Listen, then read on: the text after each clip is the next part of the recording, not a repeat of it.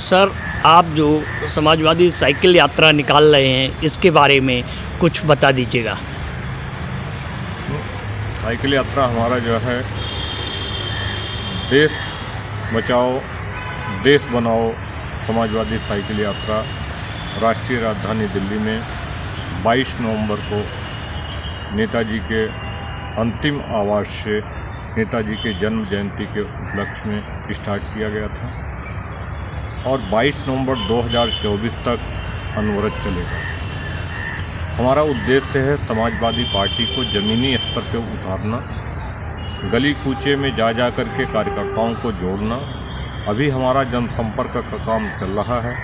हम व्यक्तिगत लोगों के घरों पे जाते हैं, व्यक्तिगत लोगों से मिल रहे हैं और उन्हें संगठन में जोड़ने के लिए बात कर रहे हैं। जब हमारी स्थिति कुछ ठीक ठाक हो जाएगी, जब हमें लगेगा कि अब हमारे पास अच्छे कार्यकर्ता जुड़ चुके हैं, संगठन में थोड़ी सी जान आ चुकी है, उसके बाद हम बड़े पैमाने पे साइकिल यात्रा का बड़ा स्वरूप देंगे।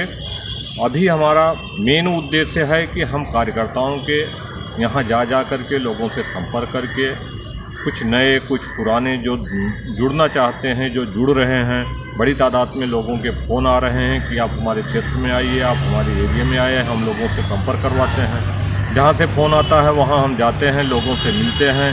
उनके यहाँ 4, 6, 10 लोग, 15 लोग, 20 लोगों की बैठक होती है, मीटिंग होती है। उसके बाद हम साइकिल का कार्यक्रम वहाँ रखते हैं। इस तरह से हमारा कार्यक्रम चल रहा और बड़ी तेज़ी से लोग जो है मूव कर रहे हैं समाजवादी पार्टी की तरफ। और दिल्ली में लोग आशा भरी निगाहों से देख रहे हैं कि माननीय राष्ट्रीय अध्यक्ष अखिलेश जी के हाथों को मजबूत बनाना है और उनके नेतृत्व में संगठन में काम करना है। इन्हीं विषयों को लेकर के हम समाजवादी आंदोलन, समाजवादी साइकिल को लेकर के गली गली, घर घर तक जाने का प्रयास कर रहे हैं।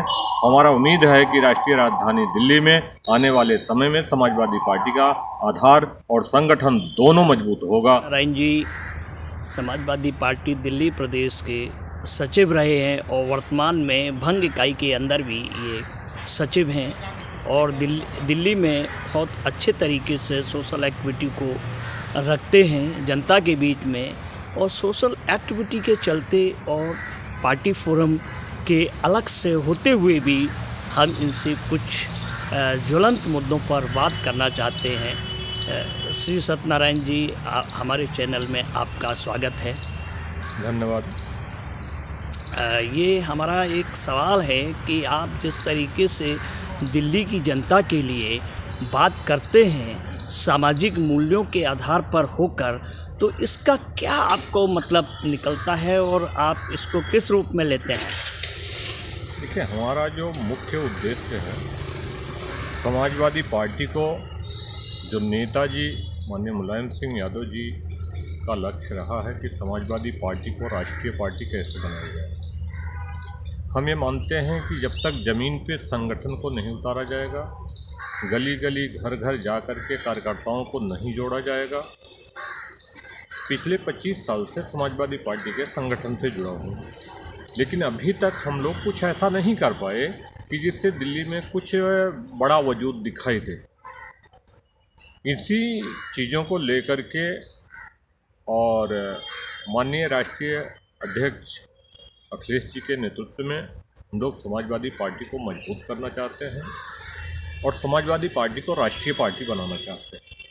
सर, एक सवाल और है, जिस तरीके से आप दिल्ली में अपनी गतिविधियां लगाए हुए हैं, कर रहे हैं और अन्य सामाजिक क्षेत्रों में भी आपने अपनी पहचान बनाई है, इन पहचान के पीछे मुख्य कारण क्या है? देखिए, मेरा जो है मैं मूलतः जो है सोशलिस्ट विचारधारा का पैदाइशी हूँ और सामाजिक सरोकार और सामाजिक कार्यों में मेरा बचपन से इंटरेस्ट है और इसी चीज़ों को लेकर के मैं लगातार संघर्ष भी कर रहा हूँ। सर, अगला सवाल है, आपने कहा कि मैं पिछली बार विधानसभा का मॉडल टाउन से चुनाव लड़ा था, तो आप जब मॉडल टाउन से चुनाव लड़े थे तो अभी भी जनता के संपर्क में रहते हैं, तो किस तरीके से आप जनता के कामों के बीच और उनके संपर्क स्थल और संपर्कों का उन्हें लाभ देने की या जनता की समस्याओं सुलझाने का काम करते हैं? जो भी व्यक्ति जो हमारे लायक काम होता है वो कहीं का भी हो और किसी भी रूप का हो। जो काम जिसे हम अपने स्तर से कर सकते हैं उस काम के लिए हम प्रयास भी करते हैं और काम होता भी है। हमें ज़रूरत पड़ती है तो किसी को लेटर लिखना पड़ता है, उसको लेटर भी लिख देते हैं। कहीं उसके साथ जाना पड़ता है, उसके साथ उठ करके चले भी जाते हैं। तो इस तरह की जो सामाजिक और ख़ास करके जो गरीब तबके का व्यक्ति है जिसका आगे पीछे कोई खड़े होने वाला नहीं है, उस तरह के लोग हमारे पास आते हैं। हमारे पास कोई सरमाएदार नहीं आते, बड़े लोग नहीं आते हैं। बहुत ही निम्न तबके के लोग जिनकी दिल्ली में कोई सुनने वाला नहीं है, उस लेवल के लोग हमारे पास आते हैं। किसी का कोई छोटा मोटा झगड़े का मैटर हो गया, किसी का कोई जो है बिजली पानी के मैटर को लेकर के हो गया, किसी का बच्चे का एडमिशन का लेकर के हो गया। इस तरह के छोटे छोटे काम जो होते हैं उसमें हम प्रयास करते हैं कि कोई आदमी हमारे यहाँ से निराश ना जाए और उन कामों को हम पूरा करवा दें। सर, इसी से जुड़ा हुआ एक सवाल और है कि जैसे निगम में एमसीडी का वर्क हुए, जनता से जुड़े हुए, विधवा पेंशनों के वर्क हुए और उसके बाद वृद्धावस्था पेंशनों के वर्क हुए, क्योंकि सबसे गरीब आदमी के लिए, गरीब लोगों के लिए खान पान, विधवा और वृद्ध पेंशनों की एक बहुत बड़ा एक कारण है। इस पर भी आप काम करते हैं? देखिए, इस पे जो है काम करते हैं, हम प्रयास करते हैं कि क्योंकि जो ये काम है ये निगम पार्षद और विधायक के काम है, सांसद कोटे के काम है, सबके अपने अपने काम बटे हुए हैं। पार्टी का इतना वजूद दिल्ली में नहीं है, तो हमारी एक आदत है कि हम दूसरी पार्टी के किसी नेता के दरबार में नहीं जाते।